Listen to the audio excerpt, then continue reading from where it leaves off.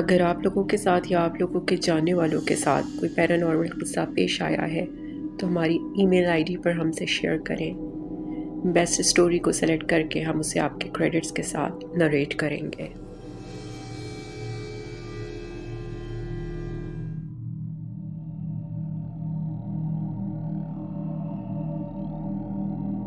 یہ ان دنوں کی بات ہے جب میں اور میری بہن ارم بھی چھوٹے تھے۔ ہمارا نیا گھر چند ہی دنوں میں تیار ہونے والا تھا، اسی لیے پاپا ہمیں ایک فارم ہاؤس میں لے آئے تھے۔ ہمارے لیے کسی فارم ہاؤس میں رہنا ایک بالکل نیا تجربہ تھا۔ ہمیں اس کے بڑے لان کے ساتھ ساتھ گھر کے احاطے میں موجود سیب کا گھنا درخت بھی بہت پسند آیا تھا، لیکن ہماری سب سے عزیز ترین شخصیت یہاں پر ہماری نئی دوست تھی، جسے ہم پیار سے گرینی کہتے تھے۔ وہ بہت پیار کرنے والی ایک بوڑھی خاتون تھی جو ہمارا بہت خیال رکھتی تھی۔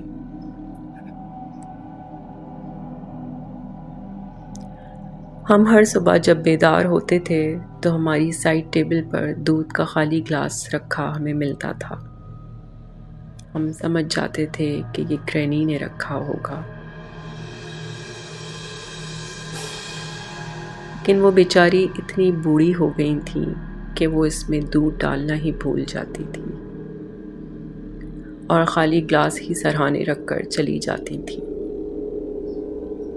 ایک اور بات تھی کہ وہ گرینی ہم سے بہت محبت کرتی تھی۔ اس فارم ہاؤس میں کئی پرانی چیزوں کے ساتھ ساتھ ایک آرام کرسی بھی تھی، جسے ہم اکثر لیونگ روم کی دیوار کے ساتھ لگا دیا کرتے تھے تاکہ ہمارے کھیلنے کے لیے اچھی بڑی جگہ بن جائے۔ لیکن عموماً ایسا ہوتا تھا کہ جب بھی ہم کھیل میں یا ٹی وی دیکھنے میں مصروف ہوتے تھے تو گرینی اس کرسی کو گھسیٹ کر ہمارے برابر لے آیا کرتی تھی اور خود پاس بیٹھ جاتی تھیں۔ ہم سمجھ جاتے تھے کہ یہ ہمارا اتنا خیال رکھتی ہیں کہ ایک منٹ کے لیے بھی ہمیں اپنی نظروں سے اوجھل نہیں ہونے دیتی۔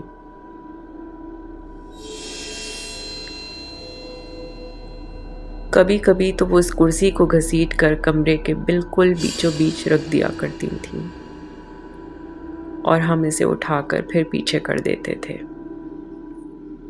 ہمیں ایسا کرتے اچھا تو نہیں لگتا تھا کہ وہ ہمارے ساتھ ہی بیٹھنا چاہتی تھیں، لیکن ہمیں بھی تو کھیلنے کے لیے جگہ چاہیے ہوتی تھی نا۔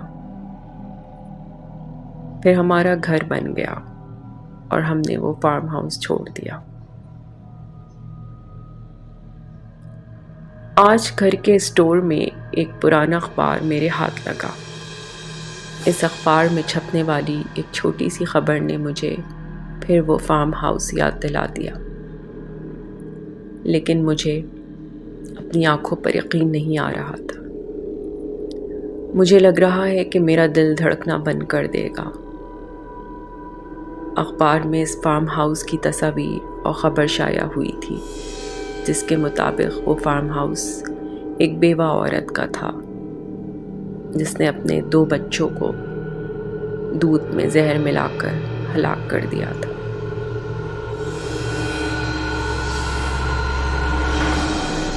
جس کے بعد اس نے خود بھی گلے میں پھندا لگا کر خودکشی کر لی تھی۔ اخبار میں اس فارم ہاؤس کے لیونگ روم کی وہ تصویر بھی شائع کی گئی تھی جس میں کمرے کے بیچوں بیچ اس عورت کی لاش ٹنگی تھی۔ اس عورت کی شکل دیکھ کر صاف لگ رہا تھا کہ وہ ہماری گرینی ہی تھی،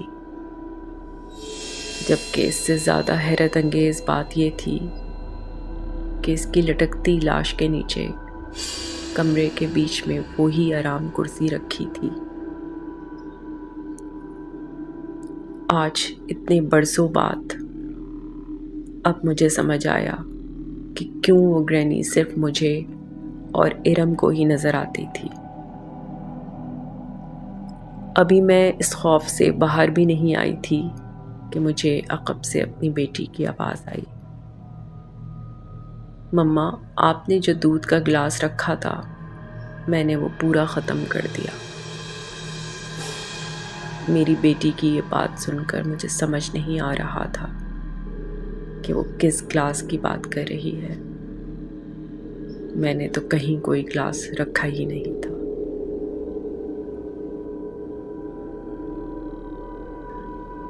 ماما ماما، مجھے علینا کی آواز سنائی دی۔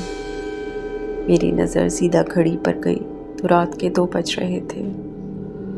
او گاڈ، اس وقت کیا کام ہے اسے؟ میں نے نیم غنودگی میں سوچا۔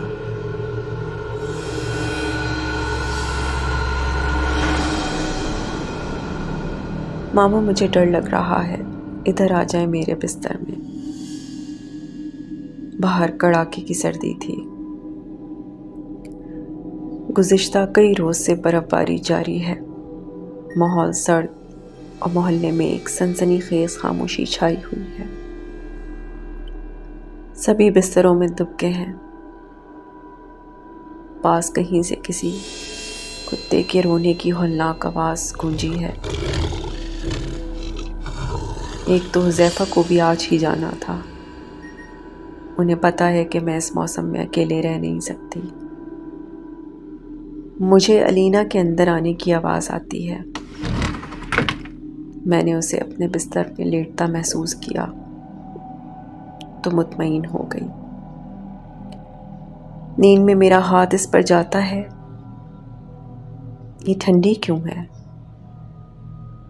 وہ شاید اسے سردی لگ رہی ہو۔ علینا، علینا، اتنی جلدی سو گئی؟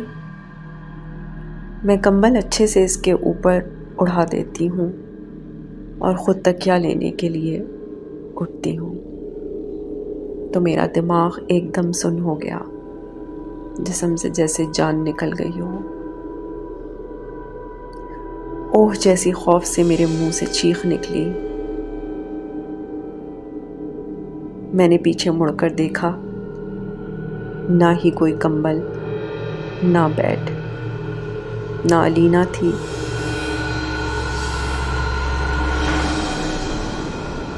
اور آگے دیکھا تو خود کو لاؤنج میں پایا۔ خوف و دہشت سے میرا رواں رواں کھڑا ہو گیا۔ علینا تو حذیفہ کے ساتھ اپنی دادی کے پاس گئی تھی اور میں لاؤنج میں اکیلے ہونے کے سبب سوئی تھی۔ تو پھر یہ سب کیا تھا؟ اگر آپ کو یہ سٹوری پسند آئی ہے پلیز لائک، سبسکرائب اور شیئر ضرور کریں، اور مجھے کمنٹس میں بتائیں کہ آپ کو اس سٹوری میں کیا اچھا لگا اور کیا نہیں۔ آپ کی سپورٹ کا بہت بہت شکریہ۔